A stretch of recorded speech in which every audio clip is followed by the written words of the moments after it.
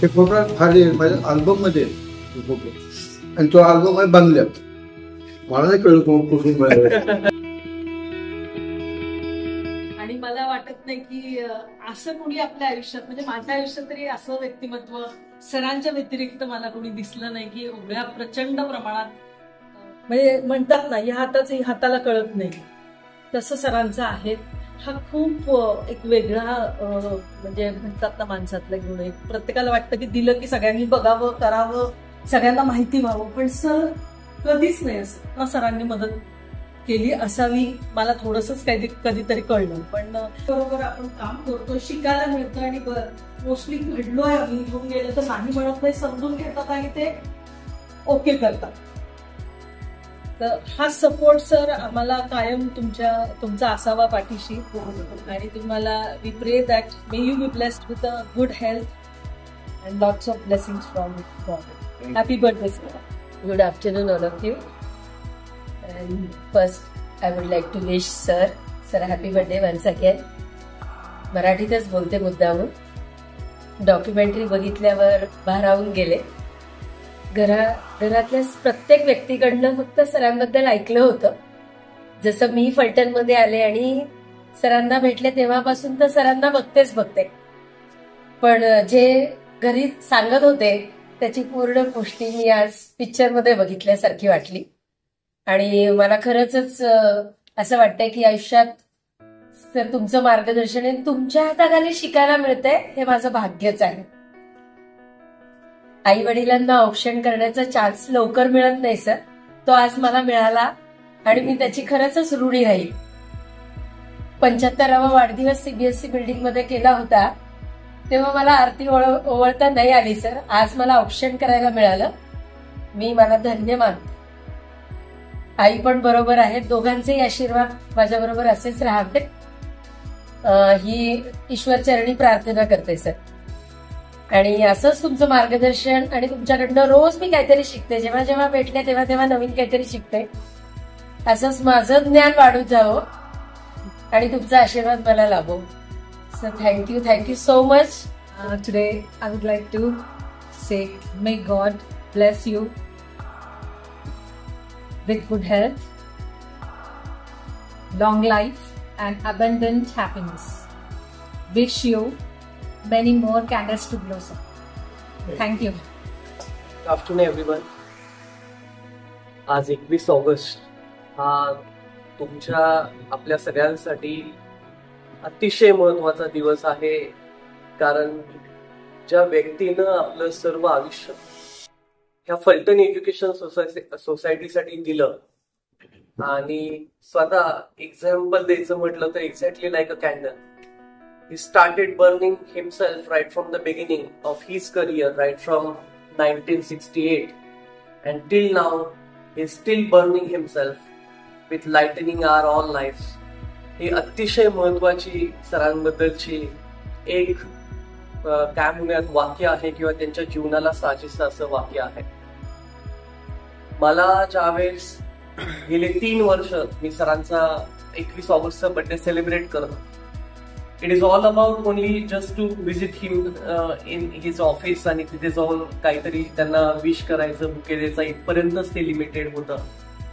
पण पाठीमागच्या 1 वर्षभरापासून अजून खूप जास्त सरांच्या क्लोज जाण्याची संधी सरांनी मला दिली, आदरणीय बाबांनी मला ती संधी दिली. त्यामुळं ज्या काही नवीन जबाबदाऱ्या माझ्या खांद्यावर येत गेल्या त्यामुळं सततच सरांबरोबर राहण्याची संधी मिळाली. आणि त्या संधीतून मला समजलं की हा व्यक्ती म्हणजे काय फक्त प्रशासन अधिकारी म्हणून तिथे बसलेले नाही, तर राईट फ्रॉम द बिगिनिंग जे काही घडवत गेले आणि फलटण एज्युकेशन सोसायटी जशी बदलत गेली त्याचा सगळ्यात मेजर पार्ट सर आहेत. अनेक वेळा आज आपण ह्या डॉक्युमेंटरीतून ऐकलं असेल, 18 मिनिटाची डॉक्युमेंटरी, जशा दीक्षित मॅम म्हटल्या की 18 मिनिटाची डॉक्युमेंटरी, पण 57 वर्ष त्यांनी कसं मेस्मरायझिंगली काढले असतील त्याची ती झलक होती खरं तर. आणि आम्ही सगळेच खरं तर ही डॉक्युमेंटरी बघून मनापासून भावूक झालो. कारण मला सुद्धा माहिती नव्हतं की मी स्वतः बनवत होतो डॉक्युमेंटरी. गेले 1 महिना झाला आय एम वर्किंग ऑन दिस. तो कंटेंट घेणं, वेगवेगळ्या विषयांवरती बाईट रेकॉर्ड करणं, बोलणं, पण मला सुद्धा वाटलं नव्हतं की या डॉक्युमेंटरीचा इम्पॅक्ट आपल्या सगळ्यांच्या हृदयावर इतका खोलवर जाईल, इतका खोलवर होईल असं मला वाटलं नव्हतं. कारण मी सहज सरांना सरप्राईज द्यायचं म्हणत होतो आणि ती डॉक्युमेंटरी मी बनवत गेलो. आणि त्या बनवताना प्रत्येक डॉक्युमेंटरीतला जो कुठला फोटो आहे किंवा ज्या बाईट्स मी घेतल्या, मी प्रत्येकाला भेटलो. राणीताई असतील किंवा राजू सर असतील, सरांचे चिरंजीव, त्यांना भेटून त्यांच्याशी चर्चा केली. निकम काकींना 1-2 वेळा फोनवरून चर्चा झाली, घरी जाऊन त्यांच्याशी बोललो. हे फोटोज मला सगळे मिळवण्यासाठीची माझी धडपड कायम चालू होती. प्रत्येकाशी कॉन्टॅक्ट करणं. अगदी त्यातले 1-2 फोटो, अगदी जुने फोटो, तर सरांच्या मेहुण्यांनी ते तिरुपतीला होते आणि ते म्हटले मी 3 दिवस आता येणार नाही पुण्यात. तर त्यांना त्यांच्याशी फॉलोअप मध्ये आम्ही निकम काकीने आम्ही 2 जण राहून पुण्यात ते जेव्हा पोहोचले, त्यांचे जुने अल्बम सगळे सर्च करून त्याच्यातून ते फोटो काढले. अनेक गोष्टी, म्हणजे हे फक्त बाईट बनवणं हे फक्त मनात नव्हतं, की ह्या सगळ्या माझ्या भावना होत्या सरांबद्दलच्या, की गेले 4 वर्ष झालं काम करत असताना अनेक सरांकडून गोष्टी मी शिकलोय. खरं तर माझ्यासारख्या एक नवीन व्यक्तीला पीई सोसायटीमध्ये एंटर झाल्यानंतर एवढ्या मोठ्या पदावर बसण्याची संधी सरांनी दिली. खरं तर अनेक चुका माणसांकडून होतात, कदाचित माझ्याकडून झाल्या असतील, I never know about it.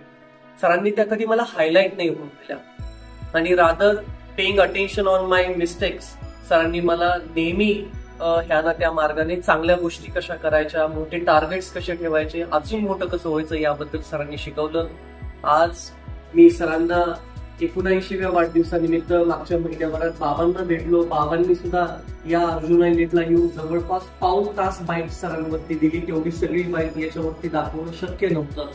त्यामुळं त्याचं एक वेगळा सेपरेट मी सेशन बाबा काय म्हटलेत त्याबद्दल सरांना ऐकवणारच आहेत. पण बाबांनी जो विश्वास व्यक्त केला की सर शतकवीर होतील आणि जोपर्यंत सर असतील तोपर्यंत फलटण एज्युकेशन सोसायटीच्या या पदावर दुसरं कोणीही बसणार नाही, हे वाक्य जे बाबांनी सांगितलं हेच सरांच्या कार्यातच अतिशय मोठं प्रतीक आपण बोलूया की आपल्याला समजावं लागेल. इतके मोठे वाक्य बाबांनी काढले.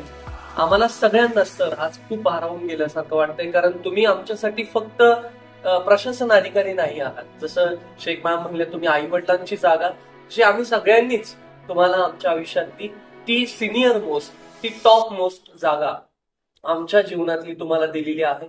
त्यामुळं you are always been there at the top of the pyramid and we wish that you will be there always. तुम्ही तिथेच थांबावं, तिथून आम्हाला सर्वांना मार्गदर्शन कायम करावं.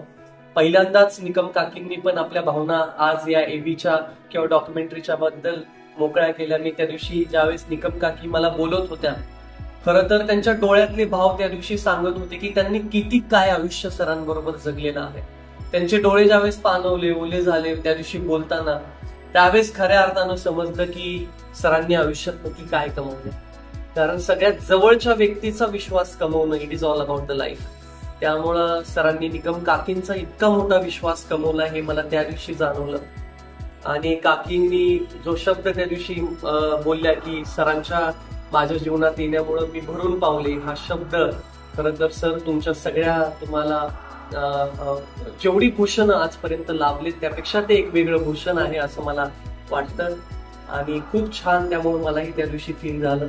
त्यानंतर राजू सरांनी सुद्धा फोनवरून ज्यावेळेस बाईट रेकॉर्ड करून देत होते त्यांनी मला स्पष्ट सांगितलं की सर माझी बाईटमध्ये व्हिडिओ बघून देण्याची माझी हिंमत होत नाहीये, माझे डोळे पाणवतील किंवा सरांना पप्पांना शुभेच्छा तशा देताना, तर त्याही त्यांनी शुभेच्छा त्यांच्या भावना कंट्रोल करून दिल्या.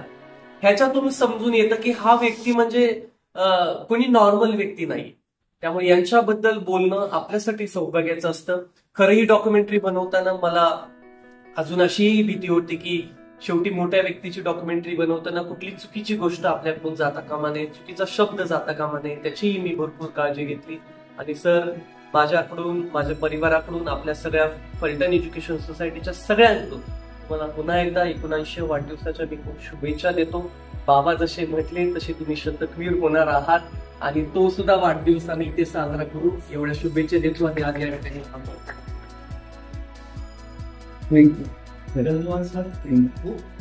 चांगली डॉक्युमेंटरी केली आहे, तर मी तुमचा खूप खूप आभारी आहे.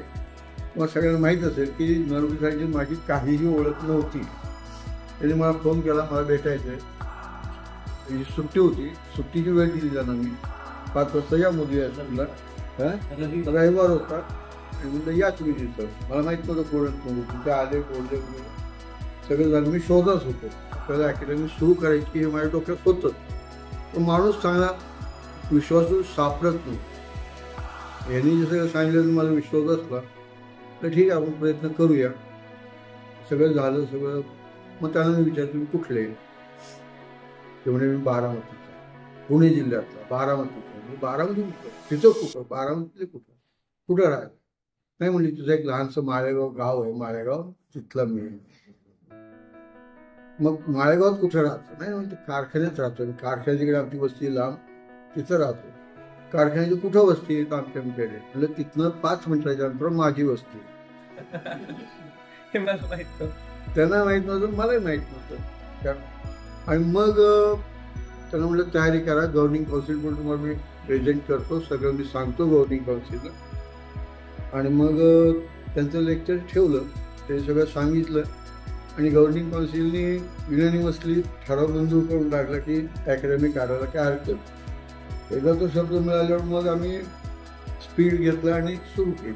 आज 1500+ मुलं त्यांच्याकडे आहेत आणि चांगली अकॅडमी चाललेली आहे. तर आपली संस्थेची जे काही प्रोजेक्ट आहेत ते उत्तम प्रकारे चालले. एकही प्रोजेक्टचा बाद राहिलेला नाही किंवा कमकुवत राहिलेलं नाही.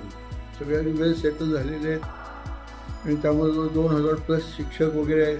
त्यांचे संस्था चांगले चाललेले आहेत. मुलं शिकत आहेत. आता माझ्याशी जो पाटणे नावाचा विद्यार्थी होता त्याचा वार्षिक टर्नओव्हर किती 35 कोटी. Garden of horticulture Mumbai. हा तो Umesh Phalke, doctor Umesh Phalke double doctor. त्याने सांगितलं त्याचं उत्पन्न किती आहे, पण त्याने 2दा न्यूरोलॉजिस्ट मध्ये PhD केलेली आहे. केलं जाऊ तुमच्या इथं शेजारी राहतो. फाळके सरांची इथं राहायचं.